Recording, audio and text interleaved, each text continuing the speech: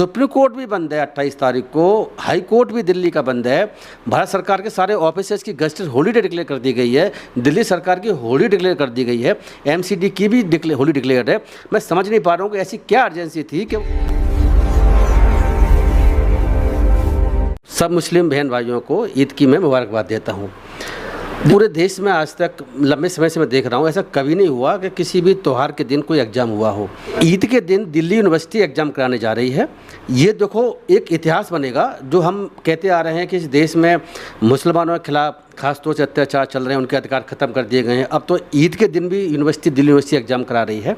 और सबसे चिंता की बात यह है, मैं बता दूँ आपको, कि जब हाई कोर्ट के रुख करते हैं दिल्ली हाई कोर्ट का, तो दिल्ली हाई कोर्ट भी क्या कहता है। दिल्ली हाई कोर्ट में मैं पहले ही बता दूं कि दिल्ली हाई कोर्ट में हुआ ये था कि जो दिल्ली यूनिवर्सिटी का जो एडवोकेट हैं, उन्होंने ये कहा कि अगर जो एग्ज़ाम किसी वजह से दे नहीं पाएंगे, अगर माइनॉरिटी कम्युनिटीज़ के लोग या कोई और लोग मुस्लिम लोग, तो वो हमको इंटीमेट करते हैं ईमेल के माध्यम से, तो उनका एग्ज़ाम 4 जून के बाद करा लेंगे, ऐसा उन्होंने कहा है। क्या ऐसा संभव है कि होली के दिन या दिवाली के दिन कभी एग्ज़ाम हो सकता है क्या? देखो, ईद सबको पता है कि पहले 27 तारीख की ईद थी और वो ईद शिफ्ट करके 28 तारीख की गई है। 28 तारीख को जब ईद की गई है तो कि वो एग्ज़ाम 28 तारीख को ही होना है। 28 तारीख से पहले 28 तारीख के बाद भी हो सकता था। जब वहाँ के यूनिवर्सिटी के मैं टीचर्स ने भी लेटर लिखा, स्टूडेंटों ने भी लेटर लिखा, भाई आप इसको आगे पीछे करिए जिससे 28 तारीख को जो मुस्लिम भाई हैं बेचारे वो आसानी से ईद को सेलिब्रेट कर सकें। उन्होंने ये भी कहा कि तो हमारे फंडामेंटल राइट का वालिसन है। आर्टिकल 14 है, आर्टिकल 19 है, 21 है, आर्टिकल 25 है, जो उनको धार्मिक रूप से स्वतंत्रता देता है कि अपने त्योहारों को मना सके। ईद तो कोई छोटा मोटा त्यौहार नहीं है। मुझे लगता है कि जो मुस्लिमों के जो 2 त्यौहार हैं सबसे बड़े, उनमें से एक त्यौहार ये त्यौहार है। तो ऐसी स्थिति में दिल्ली यूनिवर्सिटी पे आमादा है कि नहीं हम तो लगाएंगे एग्जामिनेशन। दिल्ली हाई कोर्ट ने भी परमिशन दे दी इस आश्वासन पर कि भाई जो लोग अगर बच्चे दे नहीं पाएंगे, अगर स्टूडेंट नहीं दे पाएंगे एग्ज़ाम, तो कोई बात नहीं, अब उसको 4 तारीख के बाद वो करा सकते हैं। देखिए, मैं बता रहा हूँ कि मुझे इसका बड़ा दुख हुआ। सरकारों से, दिल्ली यूनिवर्सिटी से तो मैं उम्मीद कर सकता हूँ कि दिल्ली यूनिवर्सिटी भारतीय जनता पार्टी के सारे में काम कर रही है, उसमें तो कुछ डाउट नहीं है। वो तो ऐसे ही कराएंगे, इसमें कोई डाउट नहीं है। वो तो ईद पर ही कराएंगे, वो कोई इशू नहीं है। उनकी तो रणनीति पूरी हिंदू मुस्लिम को बांटने पर और जो सांप्रदायिकता फैलाने पर ही पूरी डिपेंड करती राजनीति उनकी, तो उसमें तो कोई आश्चर्य की बात ही नहीं है। लेकिन हाई कोर्ट का क्या करें? दिल्ली हाई कोर्ट ने भी जब स्टूडेंट के पास पहुँचते हैं कि तो हमारे फंडामेंटल राइट का वालिसन है, 14, 21, 25, 29 संविधान के आर्टिकल का जिक्र किया।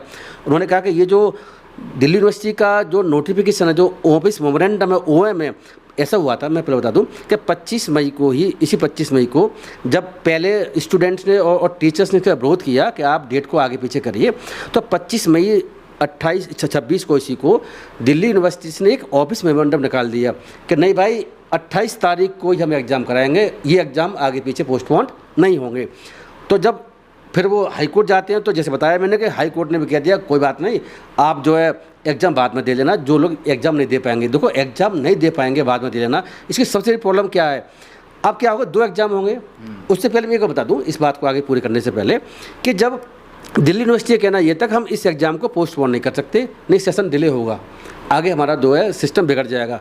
तो भाई ये बताओ कि जब एग्ज़ाम तो आपको 2 बार ही कराने हैं अब, क्योंकि एक बार 28 को करा रहे हैं, आपने खुद कहा है, और जो बच्चे पेपर नहीं दे पाएंगे स्टूडेंट, उनका अब 4 जून के बाद कभी कराओगे तो एग्जाम 2 बार तो वैसे ही होने हैं। जब 2 बार होने हैं तो सेकंड टाइम होना उसी बात सबका हो जाता। जी, प्रॉब्लम क्या थी? लेकिन नहीं साहब, ईद के दिन हमें इनकी ईद खराब करनी है मुस्लिमों की, तो 2 बनेंगे ना, एक। हाँ, ये बात आपने बहुत इंपॉर्टेंट पूछी है कि अब क्या होगा, 28 तारीख को पेपर अलग आएगा और जो 4 जून के बाद जो एग्ज़ाम होगा उसका पेपर अलग आएगा। अब ये सबको पता है, एग्जामिनर को पता है, जो कभी चेक करेंगे उनको पता है, जो पेपर सेटर्स है उनको पता है। क्या पता है कि ये जो एग्ज़ाम 4 जून के बाद होने वाला है, तो वो एग्ज़ाम किन के लिए होगा? वो एग्ज़ाम उनके लिए होगा जो ईद पर एग्ज़ाम नहीं दे पाए। वो कौन लोग होंगे? वो होंगे मुस्लिम कम्युनिटी के, वो मुस्लिम समुदाय के लोग होंगे, वो एग्ज़ाम दे पाए होंगे। हिंदू तो कोई एग्ज़ाम देने से मना नहीं करेगा, उन्हें तो प्रॉब्लम नहीं है। तो देखो, मुझे बताओ कि क्या ऐसा नहीं हो सकता?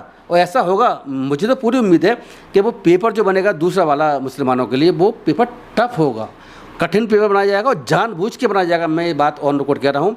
मुझे जैसे सरकार ये बिहेव कर रही है, जिस तरीके से हम देख रहे हैं, बहुत सी चीज़ चल रही हैं, मुझे कहने में कोई झिझक नहीं है, मुझे इसमें कोई संकोच नहीं है कि सरकार जो है, जो दूसरा पेपर जो बनाएगी, जो मुस्लिमों के लिए स्पेशल होगा, वो पेपर कैसा होगा? पेपर टफ होगा और जिससे कि उनके नंबर कम आएंगे या बच्चे बहुत फेल होंगे। तो ये 2 तरीके के पेपर आना, 2 बार एग्ज़ाम कराना, अब बताओ, मैं इस पे भी ये कहूँ कि क्या देश में हिंदू राष्ट्र नहीं बन चुका देश, और क्या कहें इसको। मुसलमानों को ईद मनाने के लिए छुट्टी नहीं दी जा रही, मुसलमान को कह दिया कि भाई आप एग्ज़ाम बाद दोबारा दे सकते हैं। तो भैया उनका दिमाग कितनी टेंशन होगी। अब वो कह रहे हैं कि पहले ईमेल भेज दीजिए, आप दिल्ली यूनिवर्सिटी को ईमेल भेज देंगे आज तक, बुधवार तक। कल हाईकोर्ट का डिसीजन आया हुआ है और आज तक भेजनी है, एक दिन के अंदर ईमेल भेजनी है स्टूडेंटों को। और कोई ईमेल आज तक नहीं भेज पाएगा तो फिर क्या होगा। सर छुट्टियां पे भी चले जाते हैं ना स्टूडेंट। बिल्कुल ठीक कह रहे हैं, स्टूडेंट छुट्टियों पे गए हुए हैं, वो कैसे करेंगे क्या नहीं करेंगे। देखो पूरा इन्होंने जो है SIR की तरीके से जो 100% सोची समझी साजिश का हिस्सा है।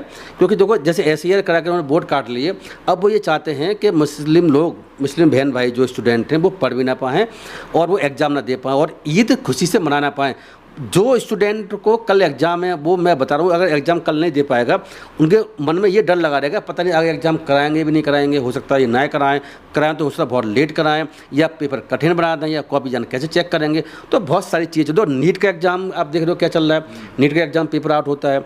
अब CBSE के एग्ज़ाम में उन्होंने इतनी गड़बड़ उठाना कर रखा है CBSE के एग्ज़ाम में कि जो कॉपी क्या करी है, उन्होंने कॉपी चेक करी है, उससे स्कैन करके वो भेजी गई हैं ऑनलाइन कॉपी, उनको टीचर ने चेक किया है।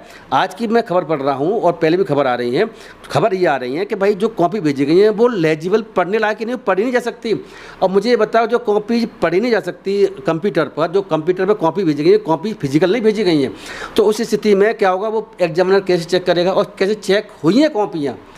मुझे बताओ कॉपियाँ चेक कैसे हुई हैं। एक कोई वेदांत करके कुछ लड़का है जिसका ट्विटर पर पाकिस्तानी बोल, उसे ट्विटर पर उसने कहा था कि मेरी कॉपी जो है गलत चेक कर ली है, ये तो मेरी राइटिंग ही नहीं है इसमें। जब कॉपी उसने चेक करी तो उसने बोला मेरी तो हैंड राइटिंग ही नहीं है, तो उसको पाकिस्तानी बोला गया, यानी क्या क्या बोला गया। एक स्टूडेंट को पता, 12th का स्टूडेंट है, CBSE बोर्ड में बेचारा एग्जाम दे रहा है, उसे जब अपनी हैंड राइटिंग को पहचान नहीं सकता, पहचान के कह रहा है ये कॉपी तो मेरी है नहीं है, नंबर मेरे नहीं है, तो उस स्थिति में पाकिस्तानी बोला जा रहा है भारतीय जनता पार्टी के लोगों द्वारा। कहा था कि मेरे भविष्य खराब हो जाएगा, इस पे देखो कार्रवाई की आप भविष्य क्या, लोगों की भारतीय जनता पार्टी ने ज़िंदगी पूरी बर्बाद कर रखी है। भविष्य की बात कर रहे हैं, लोगों को लिंचिंग हो रही है, लोग मर रहे हैं, सुसाइड कर रहे हैं, कितनी बुरी हालत चल रही है देश में। तो भविष्य तो छोटी मोटी चीज़ होगी, भारतीय जनता पार्टी का काम ही यही है। और फिर एक बात बता दूँ कि जब वेदांत ने जब कहा गया कि भाई इसको तो ये तो पाकिस्तानी है, ये अननेसरी हम पे जो आरोप लगा रहा है, CBSE पर भाषा कर आरोप लगा रहा है, लेकिन बाद में CBSE ने माना हमसे मिस्टेक हुई है और कॉपी किसी और की चेक होगी, इसकी कॉपी नहीं है, वो ये CBSE ने माना है। अब बताओ अब क्या करें उसका। अब जो BJP वाले अब क्यों अब क्या वापस लेंगे अपने जो उसको बदनामी कर चुके हैं, जो उसको पाकिस्तानी कह चुके हैं, जो देश तो क्या कह चुके हैं। तो देखो इतना बुरा हाल देश में चल रहा है। तो ये सारे इंसिडेंट ये बता रही हैं कि ये सरकार कुछ भी अच्छा करना नहीं चाहती। देश में एक तरीके से हंगामा सा मचा रहे, लोग परेशान घूमते रहे, ऐसा कुछ कर रही है। ये जो कल का जो एग्ज़ाम हो रहा है, इस पर मुझे घोर आपत्ति है। मुस्लिम भाइयों को बहनों को मैं कहता हूँ कि देखो देश में अब हिंदू राष्ट्र लग चुका है, हिंदू राष्ट्र चल रहा है। संविधान में बिना हिंदू राष्ट्र लाए हुए, संविधान में बिना अमेंडमेंट किए हुए भारतीय जनता पार्टी ने हिंदू राष्ट्र को लागू कर दिया है। और ये सब चीज़ें जो चल रही हैं वो इसी तरफ इशारा करती हैं। तो इसलिए लोगों को समझने की आवश्यकता है, जानने की ज़रूरत है। न तो न्यायपालिका पर विश्वास करने की आजकल आवश्यकता है, ज़्यादातर जजमेंट आ रहे हैं, मैं उन जजमेंटों की बात उनके बेसिस पर कह रहा हूँ। सरकार तो पूरी तरीके से पंगु हो चुकी है, लोगों के अधिकारों को दमन करने पर लगी हुई है।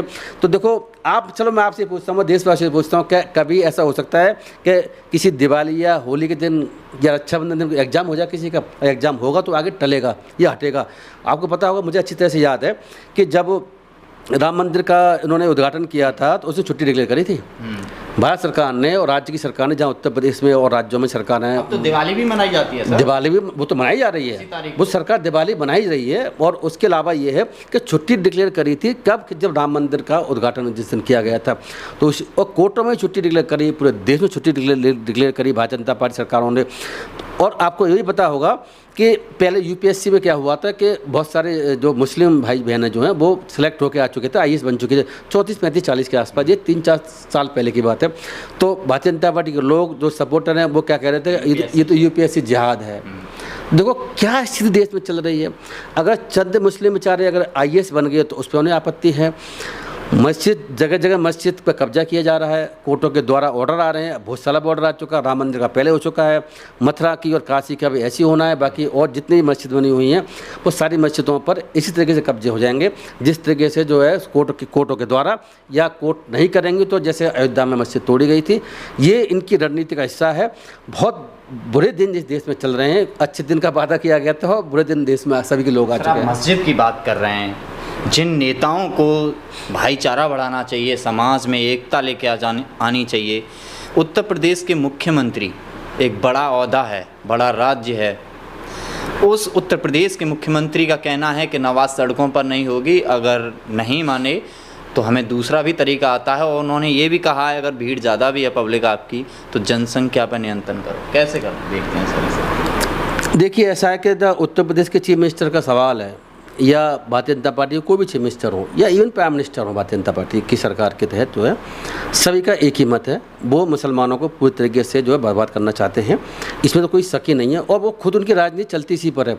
तो योगी आदित्यनाथ जी की जो बात कर रहे हैं आपके, सड़क जो है नमाज़ पढ़ने के लिए नहीं है, सड़क पर नमाज ना पढ़ें, पढ़ना है अगर ज़्यादा आपकी आबादी है तो शिफ्टों में पढ़ें, और अगर ऐसा नहीं करेंगे, नमाज सड़कों पर पढ़ेंगे तो उनका इलाज कर दिया जाएगा।